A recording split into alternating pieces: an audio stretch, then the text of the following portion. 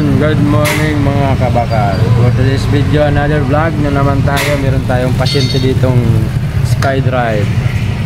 Yan. Problema ni sir, ito.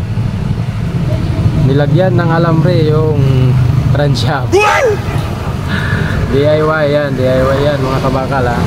Hindi ko yan nilagay ha, tinatanggal ko lang yan. Kaya pinakita ko lang sa inyo kung bakit nagkaroon ng ganito.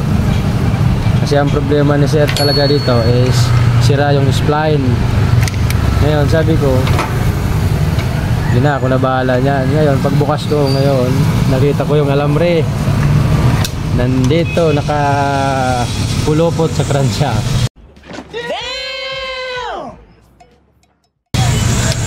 Nakikita nyo mga kabakal, ang galing ng DIY na sir. Babaklasin natin. Okay na mga kabakal yung ginawa natin race spline yan, no? Yan, walang babang makina. Yan, SkyDrive to. Sakit din to ng SkyDrive kasi yung ano nga niya, yung starter gear plate is bakal. Kaya kinakain niya yung pinaka spline niya. Dito sa bungad maluwag yan, no?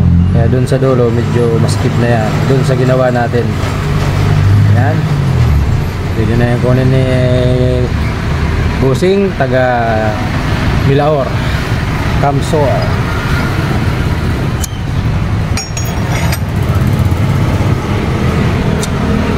Okay na rin yung Busing na malinis na. Problema na lang yung backplate ayaw pumasok kasi masikip po. May tama yung backplate. Ipoport ko na lang yan. Pwede man diretso na yan para hindi siya mabagay. Pwede rin, pero dapat gumagalaw to eh. Ay, naka-steady lang to eh. Dapat hindi siya gumalaw. Pwede na yan, ipasok na lang natin. Malambot lang naman yan itanggal eh. Isa lumuwag siya ng lumuwag. Yan mga kabakal, tapos na naman ang isang project. Another project na naman tayo. Yan lang sa mga gustong magpagawa, message lang kayo sa page. Yan lang. Peace. Yan yung mga symbol nga. Yan, ito yung symbol mga kabakal, oh.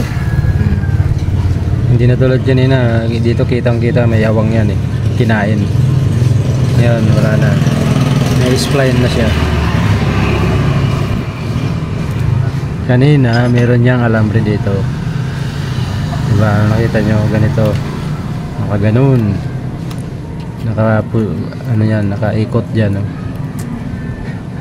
Ngayon wala na kasi may build up na yan eh. Mula dito kasi yung kinain yung build up niya, no?